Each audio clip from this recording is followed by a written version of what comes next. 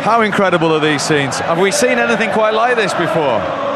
Well, I don't think so, but I'm a little bit biased, aren't I? So I'm going to say this is obviously the best occasion to win it. When you do it in front of your own fans, it's brilliant. And look, I know other clubs have done it, but doing that at Liverpool, it's special, isn't it? I know Arne Slot just said there about two years, 2 times in 5 years, brilliant. And a lot of people should be thanking Liverpool, to be fair, because I mean, City have won it, was it seven out of the last 9 or 7 out of the last 8, I don't even know. I mean, without Liverpool, I mean, there'll be some dominance by City, so Liverpool should be getting a little big of a pat on the back. And that was the point Arne Slot was making yesterday, actually, that perhaps it's going to mean more at scenes like this than at the Etihad, where it was year in, year out. It means more. Yes, and Liverpool have been consistent as well. They've been knocking on the door for a number of years against a great Manchester City side. 99 points, 96 points, 95 points, etc, etc. So actually to do it and keep the consistency levels up, the hard part is being consistent, isn't it? City have managed it for a number of years, particularly under Pep, and you hope that Liverpool can continue this. As I said, it's great to reinvest from a position of strength. Liverpool can do that. They're going to be a hard team to beat next year, and if the sporting directors and the manager are still focused, they'll be stronger next year, and that's great to see, and the fans will be right behind them again. It's a special club as well, isn't it? I mean, when you hear the different songs that they sing, on the Cobb, the history of the club, it's just a special place to be, and when it's in full voice, there's not many clubs around the world. This is now, isn't it? This is Liverpool now. Maka was just alluding to it, that this team can really be anything they want to. You surmise that there's probably new bodies going to come in the summer, possibly some going to go, but you know what? What a legacy this club and these players are leaving now. I'm getting back to Arne Slot, 330 days since he walked through the door, and now he's got this. I mean, it's some story, really. Yes, it is, because he was very high on the list, Arne Slot. A lot of people who don't really know the club thought that it was Xabi Alonso or nobody then, and that wasn't the case. Of course it wasn't the case. They appointed this man. Richard Hughes went to see him on a number of occasions to try and entice him to the job. They spoke many times. This was all behind the scenes. This was all secretly. This is what Liverpool do. And they brought him in. There was a lot of eyebrows raised because it was like, oh, he's from the Dutch league, etc, etc. But as you said, what a response to any, if he had any critics, if he had any cynics, what a response. 330 days later, with no signings, all respect to Frederick Chiesa, he's gone and done this. What about this? Trent Alexander-Arnold having his moment in front of the Kop. And I'm glad as well, to be fair. You know what I loved about Arne Slot today, and I think that was maybe one of the reasons why he brought him off, because where we were sat, he told Trent to stay on a little bit so that he could maybe get off and get the fans, like the recognition from the fans. So I think it was Gakpo came off first before him, didn't he? And then Trent walked off afterwards. And I'm glad he did, because you know what, he deserves the accolades. Trent has been brilliant for this football club. We don't really know what's going to happen. We're all having our little guesses and we'll have little opinions on whether it's right or wrong. But Trent for this football club has been probably an unbelievable player, and for me, still probably one of the best players in that position in world football. Yeah, Andy Robertson's next. You can hear his song from the Kop just behind us. And this is brilliant, isn't it? As you say. We have scenes like this, and it's so important to enjoy it with your friends, your family, and obviously the fans in the stadium. So it's what we've been working towards since we've done it in 2019-20. So I'm glad we finally got over the line. Curtis, as a local lad, how special is this? The noise before the game, you saw it from the coach, and then this from the Kop and the whole stadium. I don't think I even need to speak about it. You can hear it now. Just take that all in, and that's telling you everything. You know what I mean? But us as a group, this what helps us all the time. It gets us through games. So yeah, it's for the fans, us, our family as well, of course. But yeah, as you can hear here, you can hardly hear yourself think, to be fair, with this Kop. Nobody's left the stadium. As I say, you saw it on the bus coming in. But does this even surpass your expectations, what we've witnessed? Look, obviously coming in on the bus was unbelievable, but the experienced lads probably had to remind everyone that everyone was here to party apart from us. Do you know what I mean? We were here to work and we had to do our job, so these didn't go home disappointed. So we had a bit of a scare at the start, but it was a fantastic performance, and we've been like that all season, and just delighted to get over the line now. And we've just been talking about the release. You do work so hard, you have such high standards, but that moment when the whistle went and you could let all that out, what was that like?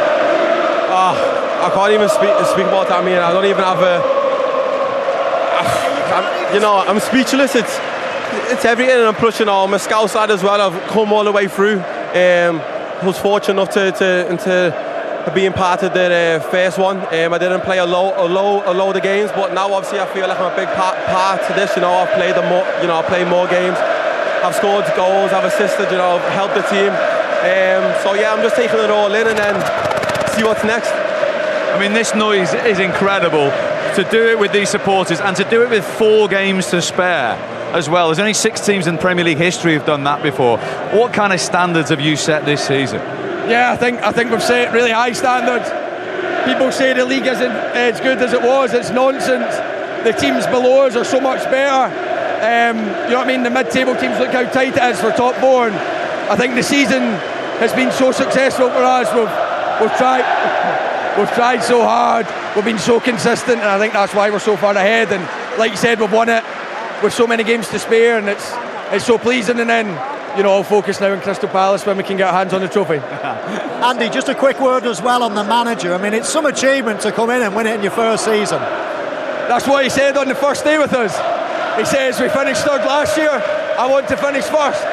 And I think we all got on board with that. We all jumped on board, and from there we've just tried to get better and better and better. He still doesn't think we're perfect, of course he doesn't, but we'll try and build again next season and try and compete for it again. Yeah, 2020, an unofficial party was very good.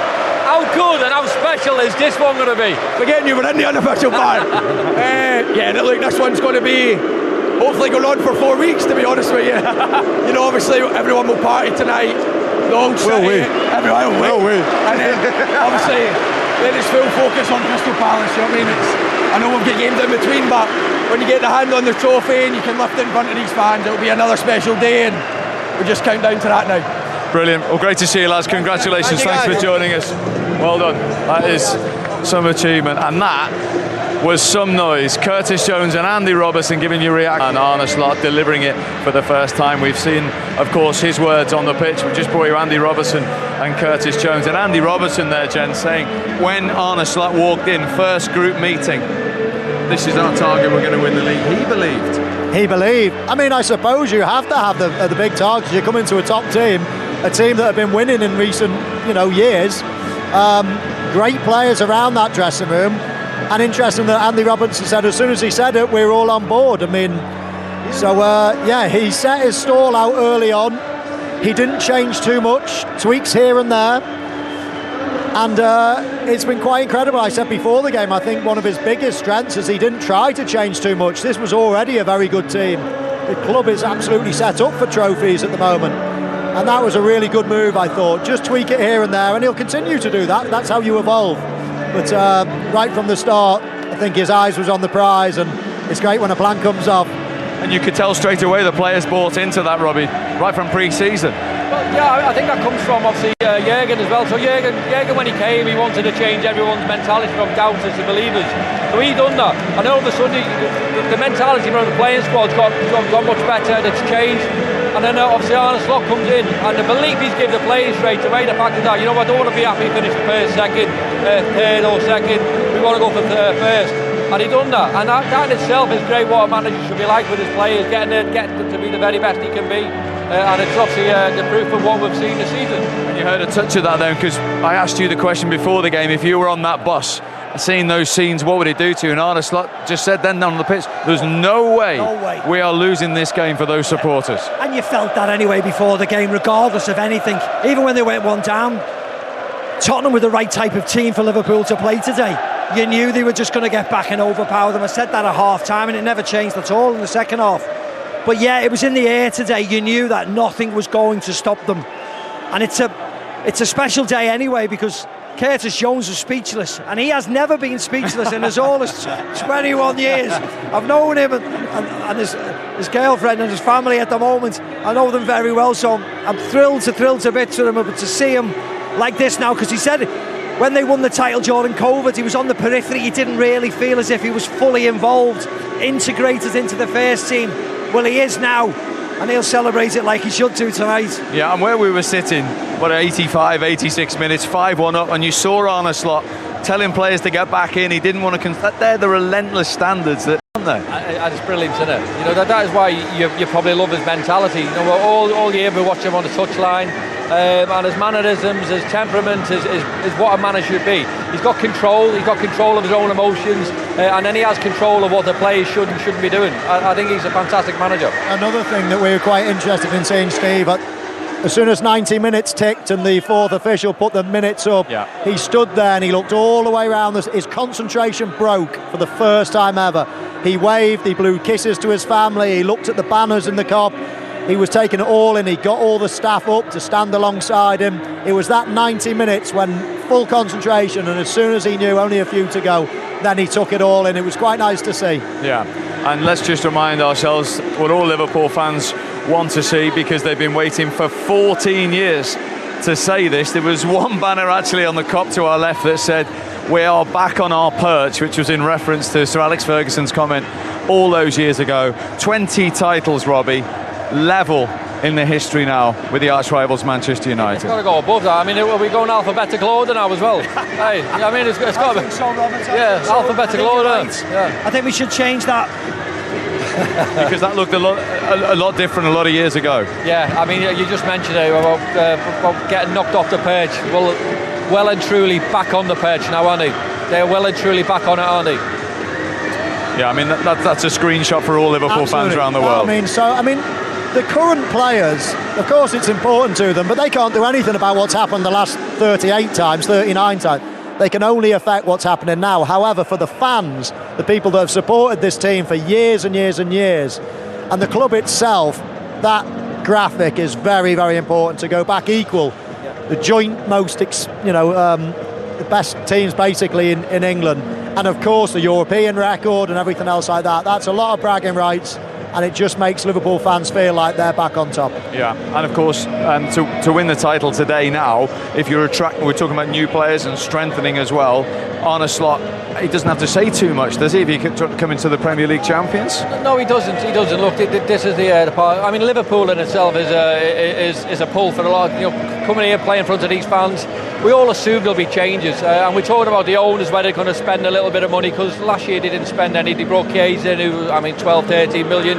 This year, you're assuming some players will be going as well. So whatever money that is going to sort of bring in terms of the players gone, you hope that money goes into a pot, and there's money more as well because Manchester United have done it for years. When Manchester United were winning leagues, he would bring in one or two players, and only one or two players that made them sort of. They were high-level players, and they were players who were brilliant at that particular time in whatever particular league they were in, and that's what Liverpool should be doing now. Yeah, you won't need to touch 16, 17 of the best players. It's on the periphery, isn't it? They're the ones that you can move away and can bring in real high quality then to affect the starting 11.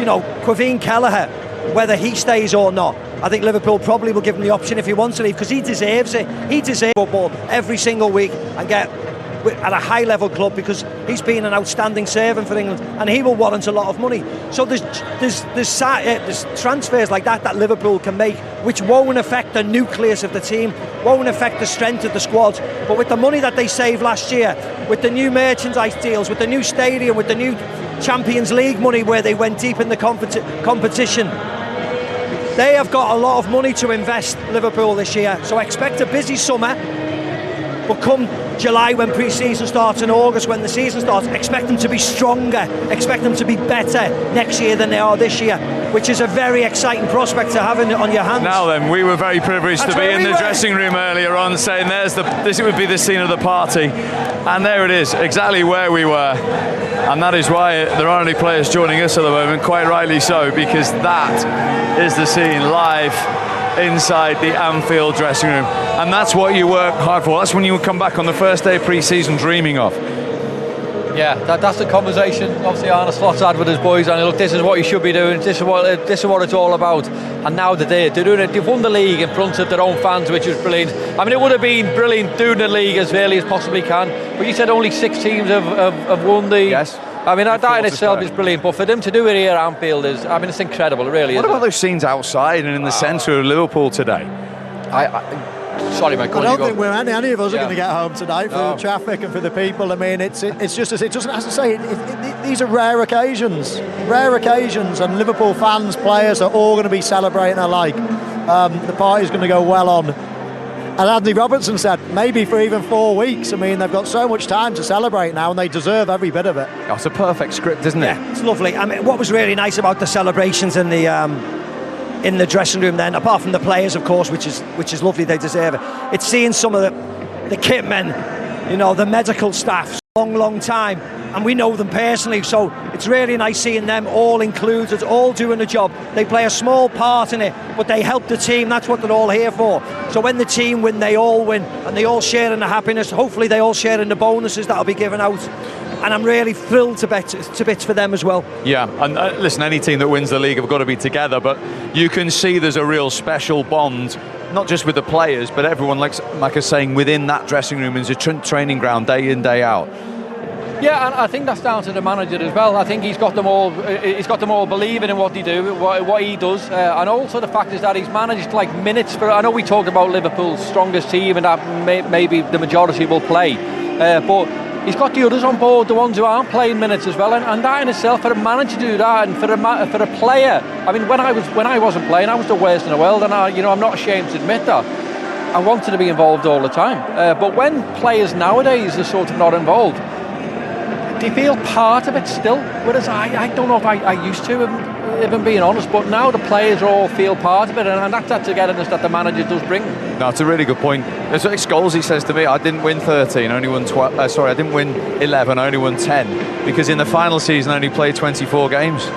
Yeah, but it's different. It's different now, isn't it? You need 17, 18, 19, 20. But I mean, that was the standard. That's what I'm saying. You didn't feel and involved. Because he only played 24. I bet you if you took them all away and he said I didn't win none, I never won one, I didn't win any. He'd change his tune, wouldn't he? I think it's the first thing in any organisation, any business, any football club, is to get everybody together, not just the people on the front line, but everybody, the backroom staff, everybody together, and It's the same in any industry, any business, and Liverpool have certainly got that throughout their club, which is so important. Yeah. But I just add to there was obviously Macca was saying there about all the togetherness from all the medical staff, all the sports science. We see it on the pitch at the end as well, where all the ball boys were all bouncing around with the players as well, and all the ball boys, I don't know if anyone knows, but all the ball boys are genuinely academy lads, aren't they? So they're all part of something special and something bigger. And that's all part of the plan, right to the bottom of it. It's all part of the plan, isn't it? Yeah. The academy, the separate academy from the first team,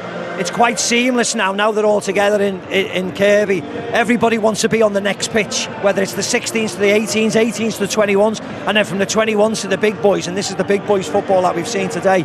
So everybody feels a part of trying to get to the next level and drive the next level forward, drive the quality forward. That's why Liverpool have been so successful at the academy level as well as our first team level. The players they've used, a lot of them have been through the academy.